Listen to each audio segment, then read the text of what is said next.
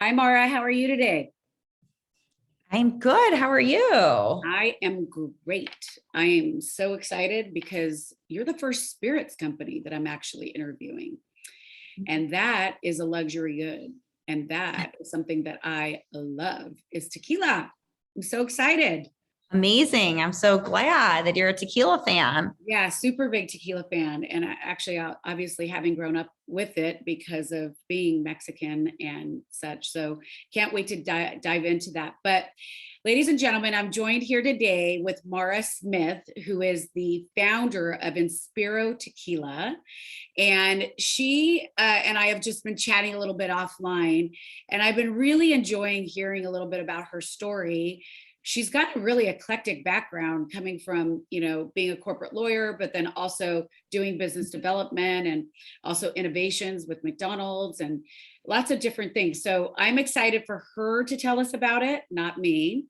But let's get started. So why don't you talk to me a little bit about how you kind of got started, but then where did the tequila company come from? That's amazing. A very big shift. So, my background, my undergrad degree was in accounting, and then I got a CPA, and then I went straight to law school. I always knew I wanted to go to law school. I'd say I was very myopically focused on the end goal of getting into a good law school, and then from law school, attaining a job at a big law firm so I could pay off my law school debt. Mm-hmm. So I went straight from law school to a really large firm in Chicago, at the time, the biggest firm in Chicago, and was practicing transactional law. Once I knew I wanted to actually, I was contemplating starting a family. At that point, I thought I wanted to move to the corporate side and try my hand in the corporate side. A big piece of that was at the time when I was at my law firm, there were no women partners in my entire department. No surprise.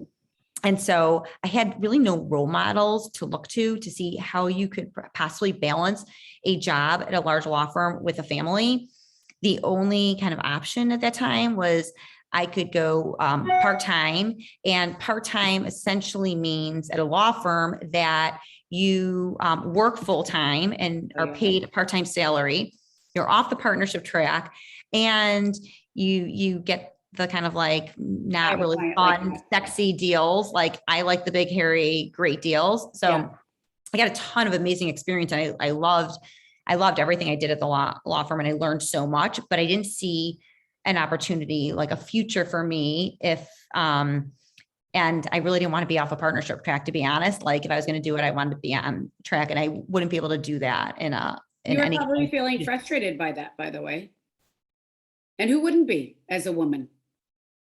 So I think at the time it just didn't, I was kind of like, well, that's the only option, but here I can go on the corporate side and not practice law, but try my hand and the business end of things. So I went to McDonald's Corporation, where I worked in the business development corporate strategy department, which at the time was new for them. So it was really exciting.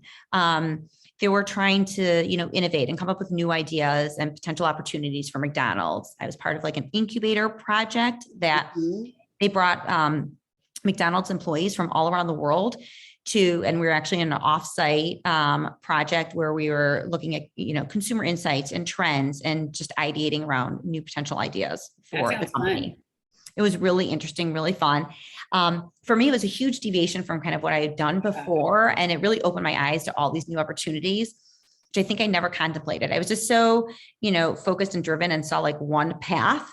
And this showed me that all these different like options and opportunity. I think that's where it kind of like lit my entrepreneurial spirit.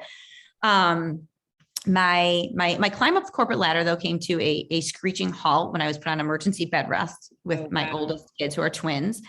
And once I had preemie babies, I thought they needed my attention. And so I made the decision. I was fortunate to be able to make that choice to stay home and take care of my kids, and I guess essentially become CEO of my household. I think I applied the same rigor of my work outside the home to my work inside the home. Yeah, I can imagine. But I always had in the back of my mind, I was always thinking of new ideas, always, coming up with business ideas. a huge fan of like every podcast that talks about founder story, from how I built this to reading books about it to, being a, dedicated Shark Tank watcher, like always fascinated by kind of the entrepreneurial journey. And I think maybe built up my risk tolerance a little as I was older. I don't think I had that same risk tolerance when I was, younger and going straight from law school to a big firm. I just wanted security and a stable job. And now my appetite for risk maybe is a little bigger. Yes. Yeah. So as I was thinking of ideas all the time and ideating, I kept coming back to tequila. I've been a tequila drinker for years. When I was looking for a cleaner spirit option that kind of fit, I'd say, my healthier lifestyle. I've been gluten-free for over 10 years, an active lifestyle. As you know, no time to like nurse a hangover the next morning. Yeah. Nobody needs Right. Jose Cuervo. I mean, doesn't taste very good when you have a hangover. Yeah. So I just remember that from when I was little. totally. So found really good quality tequila, not the stuff that like made you sick, when you're younger, but good quality tequila. Just it felt better. It's a cleaner option, and I'd feel better the next day. I could enjoy myself with girlfriends, but be, up and about, the next morning. And so I kept hearing from women that they are tequila drinkers and that they love tequila and that's their spirit of choice.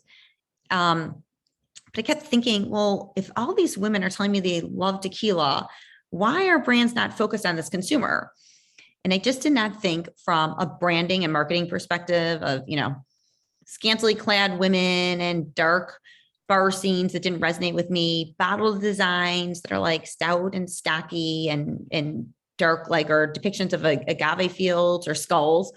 It's just, those were things that did not personally appeal to me as a thoughtful consumer. And there are all these women who have a lot of purchasing power, make most of the, purchasing decisions for their home, are the main entertainer. They do drink spirits and they drink tequila, because over half of tequila drinkers are female. And I think they care about what they eat and drink and the companies they support. They're thoughtful consumers. And I really didn't think that anyone was very focused on them as a primary consumer. I felt like they're like an ancillary beneficiary of a lot of brands, but not the main focus. And so I thought, what if we can create something where this consumer, me as the consumer, Yes. is the main focus? So we really want to create something that was customer centric. It also did not take a lot of due diligence to discover that there are very few women in the spirits industry at all. Exactly. And I thought there was also the ability to make an impact. And if I could bring a female perspective, not just my own, but have women involved in every part of our process, from our master distiller creating the taste profiles to getting it on the shelves, that we really could lend, a female voice, another female voice to an industry where you don't hear a lot of them. So tell me, when you decided to launch, so when did you actually launch? Was it 2020? So I incorporated in February of 2020, not the ideal time. For spirits. But it was hard to coordinate everything during COVID because I couldn't get to Mexico because of travel restrictions. So I kept planning trips to Mexico to get down there for production and I couldn't go. I didn't end up being able to go and actually be on site to taste on site. I mean, they were sending samples back and forth, but I couldn't go till May of 2021. So it was really hard. It's hard to have someone else like creating your baby without you being a part of it. It's like birthing a baby, but basically not being there to feed it, right? Yeah. Like whether that be bottle feed or breastfeed, right? So, but it's interesting. One of the things that you mentioned before we got on the call was, which I didn't know about a tequila brand, is that if you want it to be 100% pure agave, it has to be from certain regions in Mexico. So that also must have been hard, right? Right. Well, it's similar. It's an appellation origin, just like champagne. So, right, to be called champagne, it has to be made in the region of Champagne. Yes. So same for tequila. for tequila, it has to be made within Jalisco, Mexico, the state of Jalisco, or there are a couple other states and certain areas within those states in Mexico. Most of it's made within Jalisco. So there are so many distilleries. So there are lots of options and places to get production done. But yes, to be 100% agave, and that what's called like a mixto, which means it could have like other sugars and grains in it, but be 100% agave tequila, which is the really good quality tequila that you want. Yes. It has to be, not only manufactured, but bottled. So basically imported, fully bottled and ready to go when you bring it into the United States. So tell me, my question for you is like so you go to Jalisco and you basically, you do tastings, right? With your distiller, right? The woman, the female woman that actually helps you get the correct flavoring, right? But one of the things that you were talking about when we were talking about it being clean and stuff was that a lot of people put like additives in their tequila. Like, give me an example of that. So many tequila brands, they add glycerin, flavoring, coloring, and so that like basically you can get like different aromas that you wouldn't naturally get. And a lot of brands do this. Now it's also allowed up to a certain percent in Mexico where you don't even have to have it on the label. So no one would necessarily know because it's not on the label. If you go over a certain percent, then it will be on the label. But there's a new kind of confirmation process by this entity in Mexico, very well-respected entity called the Tequila Matchmaker.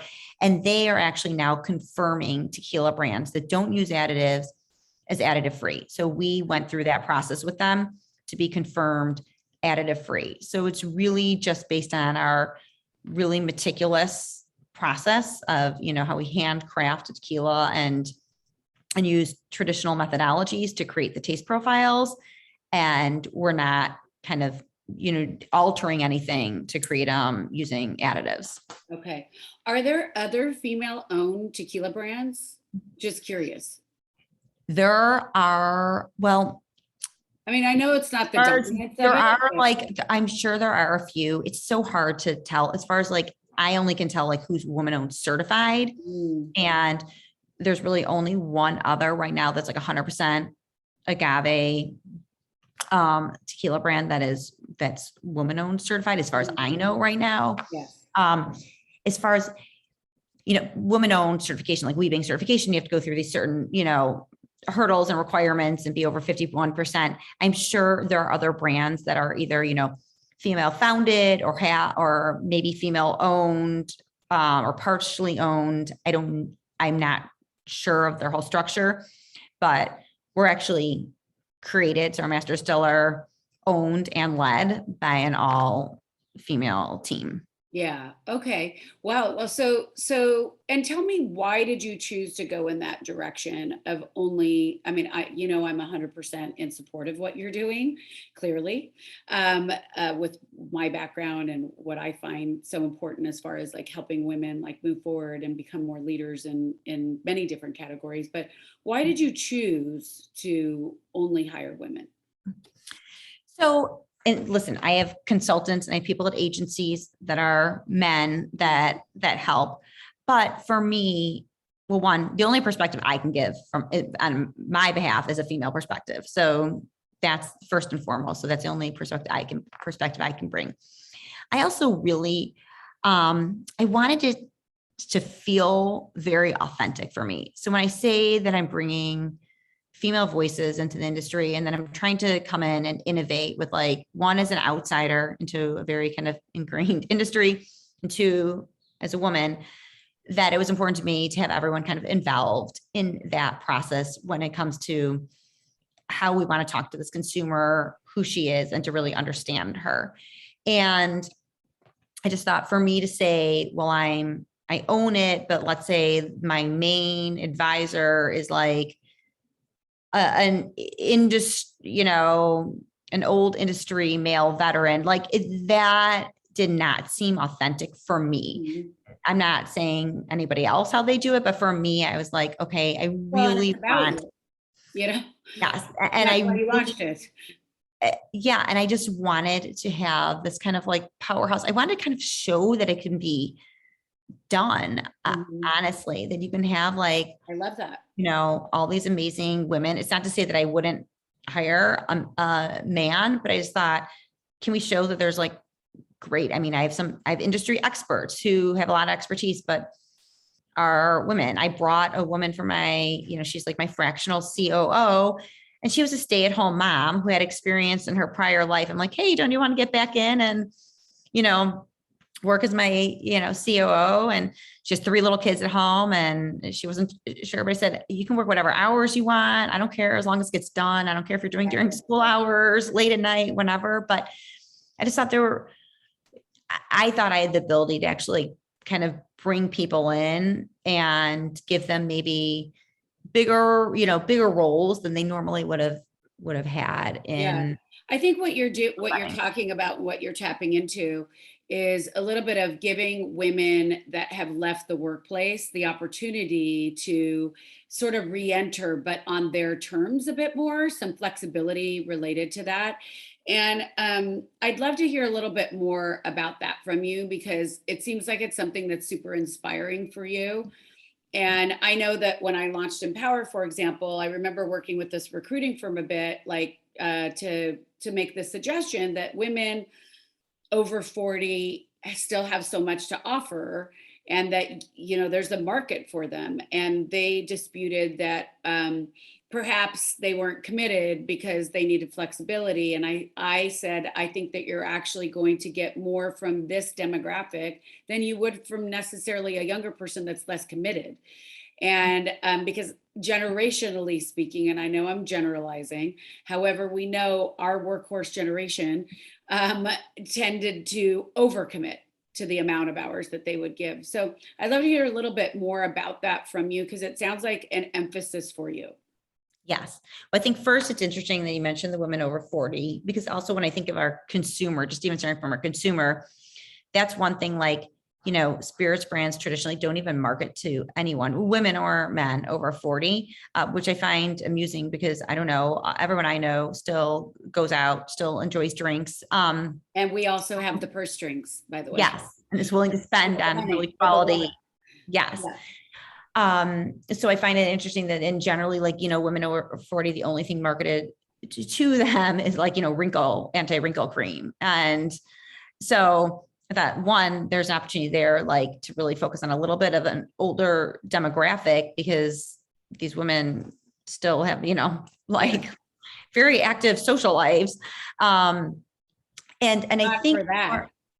We all need a social life. totally. That's why we need your tequila.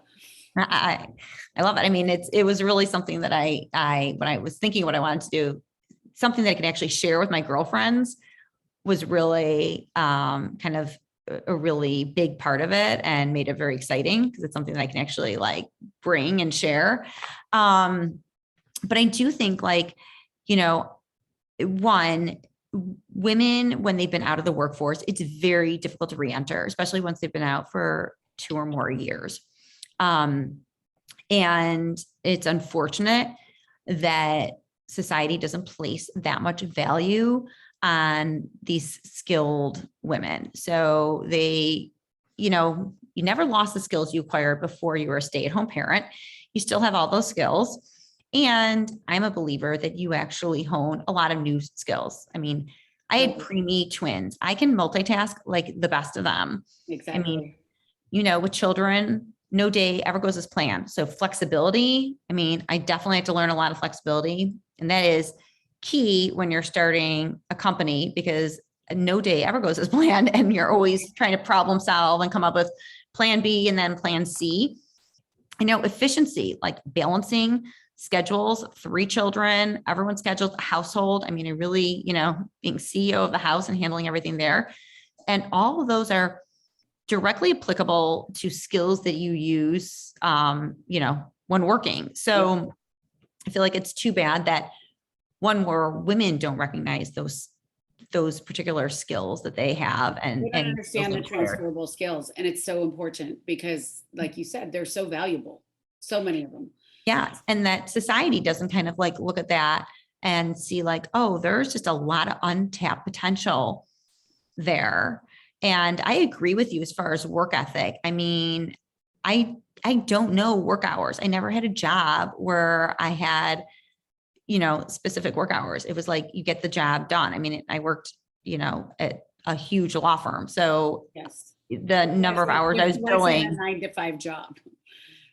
Yes. Yeah. And by the way, startup life is also, there's no 9 to 5. It's not for the faint of heart. It is. It's definitely good for you to mention that, because the thing is that, but there is flexibility in that, but you've chose that. You could easily fill those hours, but you have 3 children, so you have to be available. Yes, want but it to is be hard. I'm the first person to say I'm not good at balance.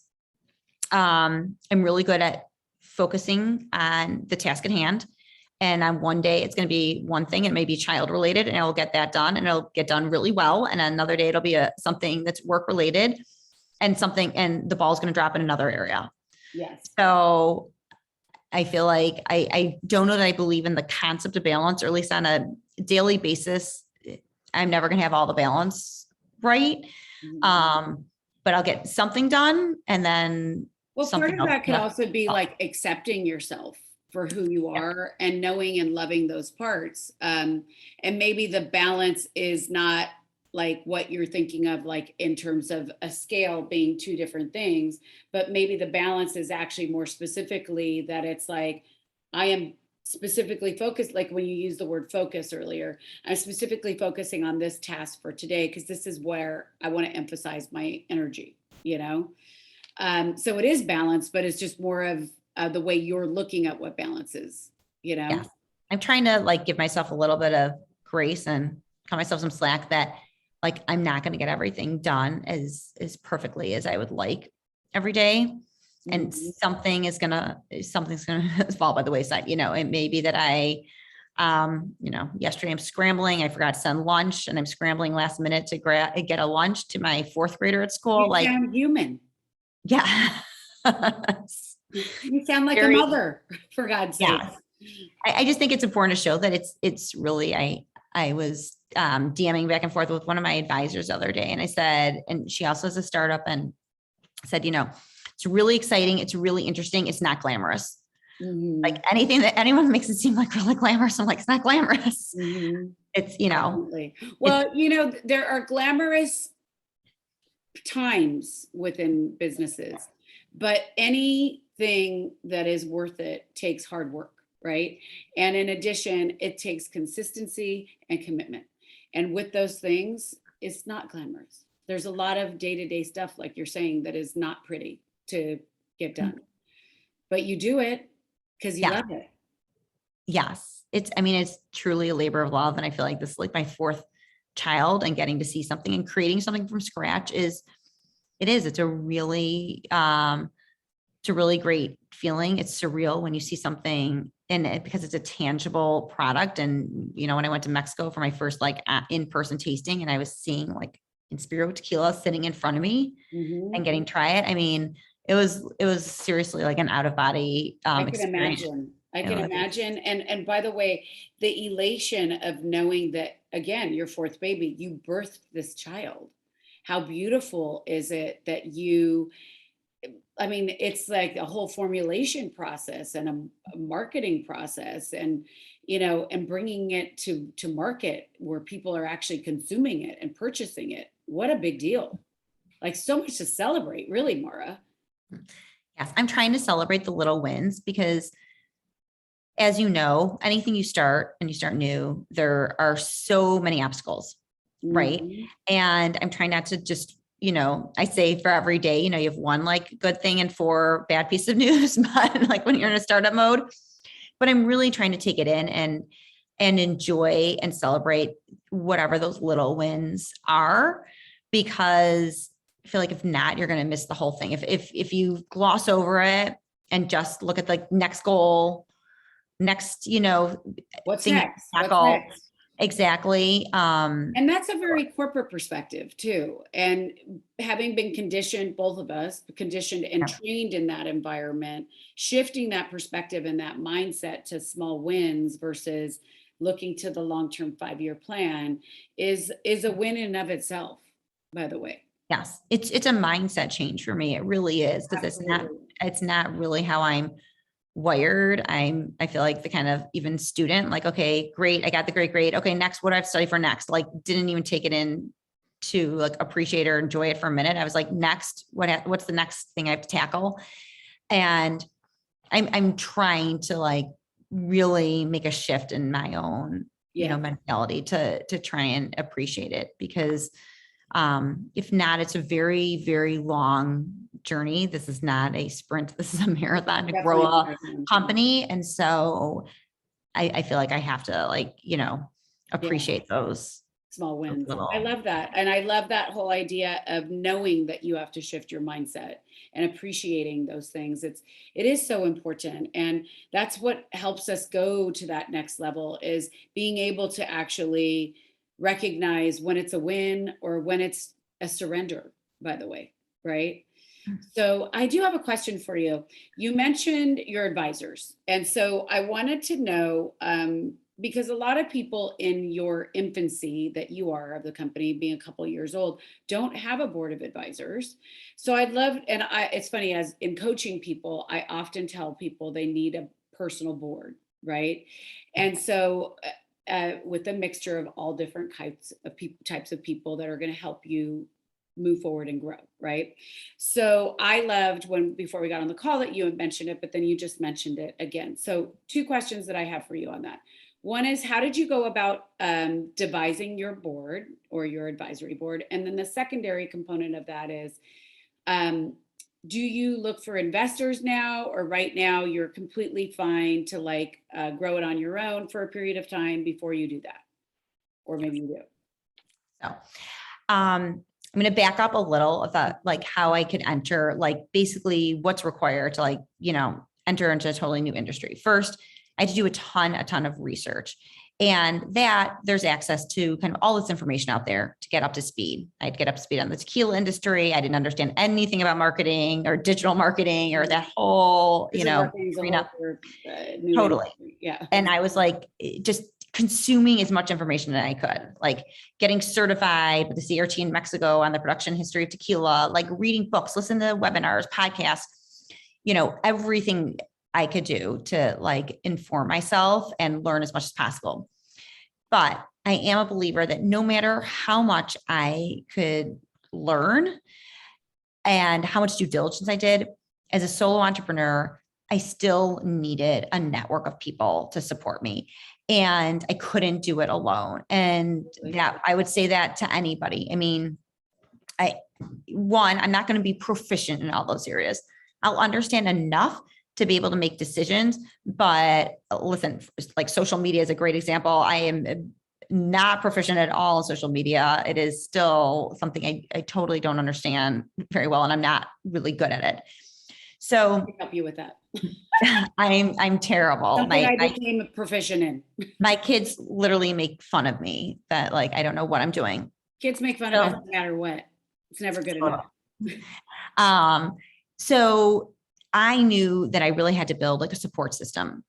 One, I did that by joining like a number of women's networks of like just amazing, incredible, like collaborative networks of women who, especially, female founders and leaders that just support and collaborate. And it's been huge for me because I had to kind of create a business network that I'd never had before and create that from scratch as well, going back into the workforce.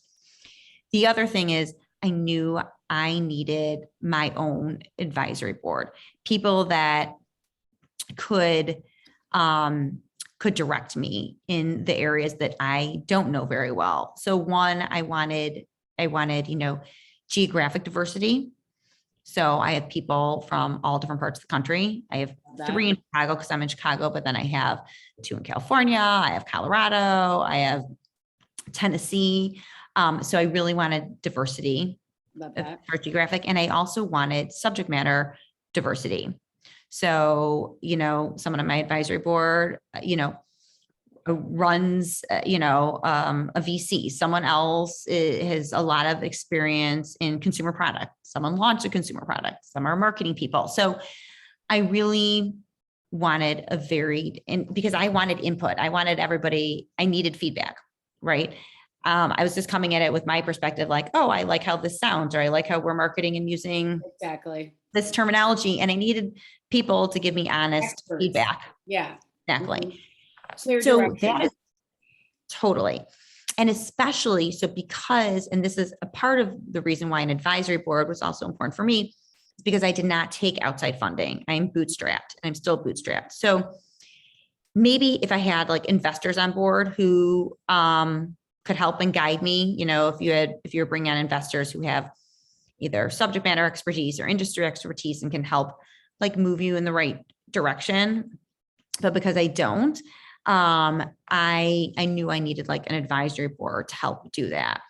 And really, I kind of, everyone was like an introduction from someone else.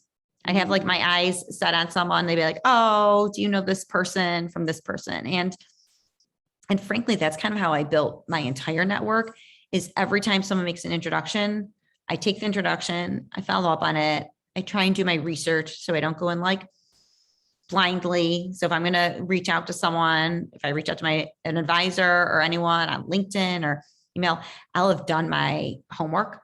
I'll know all about them, their background, their company, what they do to have a really specific So ask do they for have them. to commit to a certain period of time to be on your board?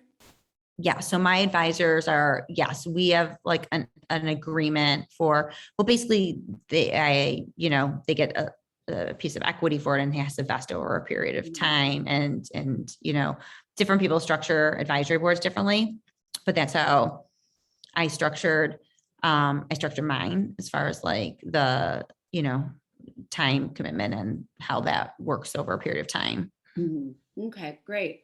And so do you feel like at any point that you might take investors, or you feel like at this point you want full control of your company and the brand and where the direction it's going to go? I think at some point we might fundraise. What I'd say is right now, there's a few reasons why I haven't. One, I'd like proof of concept first. I'd like to gain some traction before I went in that direction. Right. Mhm. We're just starting to enter Just hitting the retail. ground because unfortunately with everything that's been going on in our world, Right. Mhm. And I want to enter into, start building state by state. And just to have proof of concept first, especially before I take like friends and family money, I'd like to have proof of concept. And then, I am a solo entrepreneur and I'm wearing many, many hats, and from the complications of like the compliance involved in alcohol to logistics to marketing. And I honestly I have no extra bandwidth that is required to pound the pavement Yeah. to, really do that and the outreach required for funding and bringing in outside funding. Mhm. And I think the third thing is that right now, I really have a vision in my own mind of how I'd like to see this get started. And you have to be willing to modify that a bit when you have other people involved. Absolutely. So, Absolutely. um, I mean, and that all makes perfect sense. I mean, people do suggest that you have proof of concept first anyways. But in addition, I think there's a period of time where when you're having a baby, not all people feel comfortable handing it off to the nanny, you know?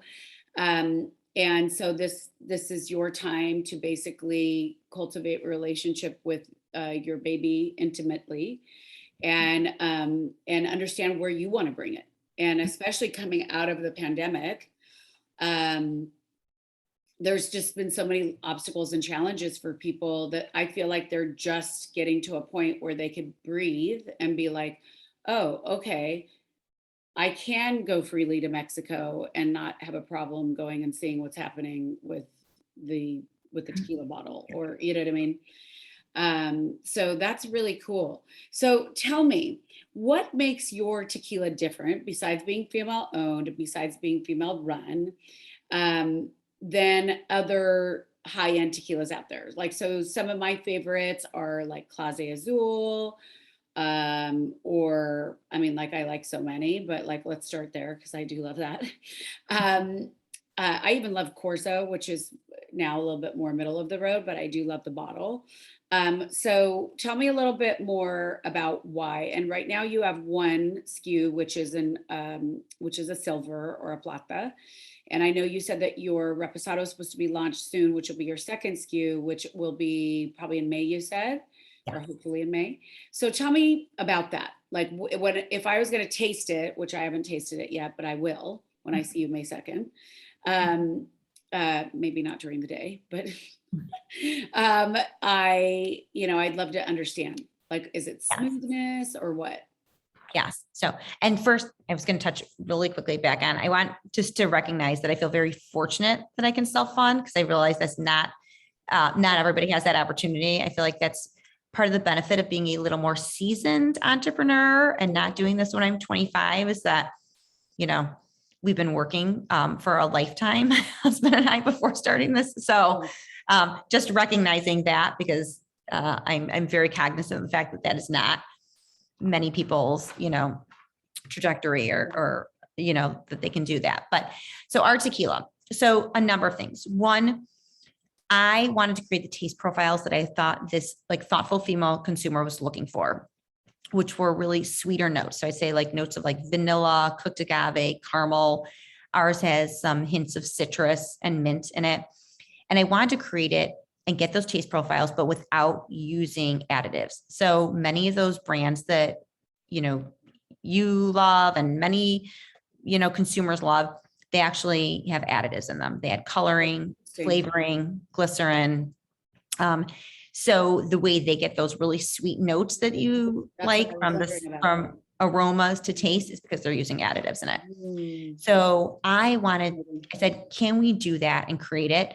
But just based on this like really meticulous, thoughtful process. So it's from the agave, which agave we select in the field, to how it is cut, to how it's cooked. Like it is our proprietary recipe all the way through. And our distillery just follows Ana Maria Romero's really meticulous process and recipe to create Inspiro Tequila. And our Blanco is a really easy to drink. We like to say dangerously easy to drink Blanco tequila, our first expression. There's very little bite on the back end. It has all those sweet notes. It's confirmed additive-free.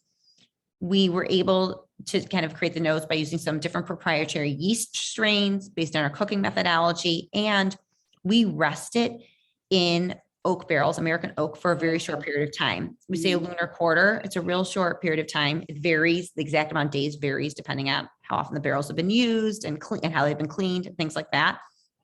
But that resting for a short time, not like aging it to where it becomes like a reposado expression or affects the color, really does take a lot of that bite out, adds a lot of those sweet notes, and truly makes it, I wanted it to be a sippable Blanco tequila. So that if you want to have it neat, if you want to have it on the rocks, add a little soda. I wanted to create something that you did not have to add to a bunch of, kind of sugary cocktail ingredients or whatever to make it, consumable and drinkable. That, the reason a lot of people want tequila is because it is a clean, plant-based, no sugar, no carbs. And if you put it in, if you put in a really sugary margarita, you're still not going to feel great the next day. Yeah. But if you drink it in a really clean way and you don't need to add a lot, it works. It's very versatile. It works great in like very simple, clean cocktails also. But the way I drink it is just tequila soda on the rocks.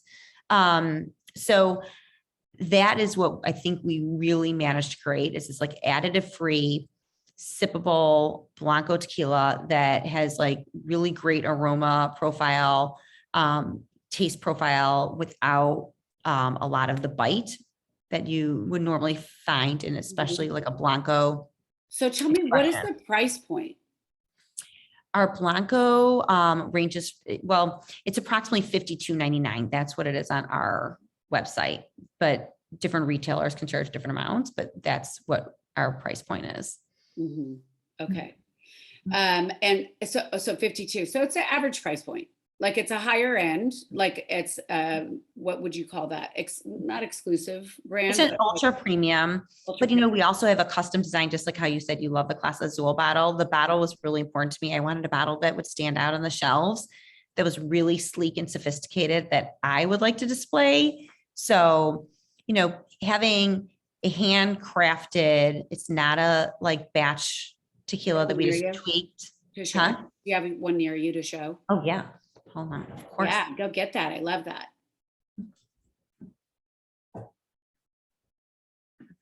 So the fact that it's handcrafted, a custom bottle design. Yeah, that's beautiful. The price point is That etched bottle, it's so pretty. yes. Really So gorgeous. it's all Yeah. And by the way, so speaking of which, we could talk for hours, but like, my question is, how'd you come up with the name Inspiro? Because one of my core values is inspiration.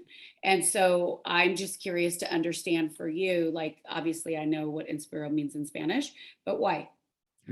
so the reason I came up with Inspiro, or inspire in Spanish, and this was after doing this whole naming exercise and actually even hiring someone, a consultant, to help me with naming. And then it came to me like the night. So Of course, I it always really, works. I really wanted to name it after two women who really inspired me, my grandmother and my mother. Oh, that's So, my grandmother was the matriarch of our family. She passed away a few years ago. She was a Holocaust survivor, came here with very little formal education.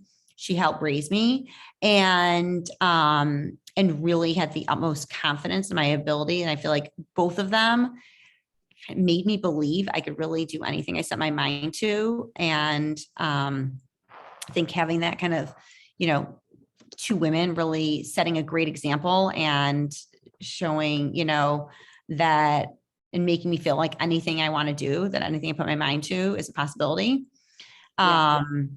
really inspired me. And it made me, I guess, have the confidence to think, I could enter any industry, regardless if it's male dominated or not, or an industry I know about or don't. Well, one thing I'm learning from you is that while you come off as very calm but you're very directed, like you used the word focused a few times earlier on, but I would call it directed and very clear. And I could see why the two women that inspire you felt that about you, because I could see where whatever you would put in front of you, you would manifest. Like you're just somebody who's quite capable. Thank you. I appreciate that. I mean, I think they'd probably say, I'd say determined. They probably would refer to it as a little bit stubborn. As far as like when it all serves us. Yes. And my mom is just someone she's very passionate about many, many issues. And when she puts her mind to something, she is really a force to be reckoned with. So she really demonstrated, we like to say, like, we're who you call on when you want to get something done. I love that. Well, we all need people like that in our lives. And, I always say, like, it's like that top 1% of people that really, like, they're all the ones that have like multiple children, run a business, and are always there for their friends. So those are beautiful qualities. So I do have one last question for you. And I ask every person this on the podcast, but as a coach, as a transformational coach, it's very important for people to live within their values. And I'd love to hear what you believe your top 5 core values are and how they serve you every day. I'd say one is family first. Mm-hmm. So I like to say that, when people kind of say like your business success, or what your biggest success is, like, no matter what, my 3 children will always be my biggest success and my priority. So above all else, I think the second one is, and beyond just my children, for family, like my whole family is obviously very crucial. Husband, mother, everybody, in-laws, everyone in my family, like that is the priority. Kids first, and then all the family. I say second is, I'd say a core value for me is really loyalty. I'm just someone who, it's like funny. Like, I mean, I feel like I've gone to the same like hair person for the last like 20 years. I don't even know how long. Cause like when I find someone, I just stick with them. And I'm the same with friends and with everyone. Like loyalty is super important to me. Mhm. I think authenticity is a really core value for me as well. Mhm. And I'm probably maybe authentic to a fault and maybe a little too honest. I'm the person who, you know, I was coming back from Mexico and customs stopped me and said, do you have any alcohol? I'm like, well, I have tequila. And I'm the one who ends up like in the basement of customs getting my bag searched because like, but even I feel like showing authenticity in the brand, like what the real story is, who's behind it, you know, everything I put up, it's funny because even they want to show like products I love and I try and taste every like a zillion products and love being a taste tester. And they put up like one thing, it was like a bag. And I looked at it, I'm like, I would never carry that. You can't put it up. So I feel like really Or it being, has to be relevant to you. Mhm. yes, it has to be relevant. It has to be authentic. Like everything I put up and everything I talk about it has to be authentic. What's a reflection of you? Yes. And that's just kind of how I am. I think another failure is like being really kind of how I operate, and that's really being direct. And I don't know that everybody appreciates that as much, but like I appreciate people being very direct with me, direct feedback. I feel like I like being efficient with people's time. So Well, that goes into honesty and integrity and loyalty. They're all sort of can be yes, and I trust. think, but I think women sometimes second guess themselves when they do have a direct approach. I have a direct approach. And I think a lot of women think it as like, oh, is that going to come off like too harsh or not nice? Or people are going to think I'm mean? You know, I think a lot of women sometimes second guess themselves, but that is just generally, I'm like, I'm direct. I'm very consistent. So you'll know exactly what I'm going to say, where I'm going to be. Like I'm very consistent with my message, but I'm like to the point. Yeah. And I think these are beautiful qualities and great qualities that make a great leader. thank you. So, you know, hopefully that everybody takes it that way, and I appreciate that. But you know, Well, listen, we're, as we know, as women, we like to please, but the reality is that it's not possible to walk away with everybody being happy and receiving us in the way that our intentions are, right? But what I get from you is that whatever is being delivered is never from the standpoint of coming from harm. It's always coming from the ability to be the most efficient or the execute in the way that your vision is. Yes, because I say my fifth one would be like thoughtful. Yeah. So I really like to just be considerate, like how I talk, even how we talk to customers. Like I think of them as like really educated, intelligent people, and I always want to speak to people thoughtfully. I try and, you know, be very attuned to how people are feeling or what they're thinking. So I try and be as, you know, thoughtful and, you know, when it comes to things that family or friends need, as well as like our customers needs, trying to be really. I just really want to thank you for your time today and for your honesty and your transparency and the beautiful nuggets that you've given people. And to me, somebody who wants to enter into a new industry, a new category, a new country, by the way. And it's a big deal and a big undertaking, and it takes a special person to say that they can do it. So I applaud you for getting Inspiro off the ground, and I look forward to actually being a consumer of your brand. And I can't wait for us to meet in person in May and share more stories and share more together. So I'd love for you to leave people with anything that you might want them to know about where to reach you, where to purchase the tequila, your Instagram, anything that you want them to know. Yes. Well, you can follow me, and my personal one is Be Inspired by Mara. You can also follow Inspiro Tequila, INSPIRO Tequila. I love talking to other women, and I actually answer all my DMs. Also, I'm very active on LinkedIn, probably is my best kind of best area as far as me being more active on it. So you can Probably your find me on corporate LinkedIn, background. Mara Smith. Yes. And you can find us on inspirotequila.com. So right now we ship to 45 states. So you can So actually find an order. when they purchase, can they purchase that through Instagram? You can't because it's alcohol. So you have to Okay. purchase through the website. Cool. Unfortunately, alcohol still has way too many compliance issues. So Good you for have us to know. Good for us go to for know. the website. But yes, so Well, I really appreciate your time, and I look forward to more interactions. And what an inspiration! How to be Inspiro.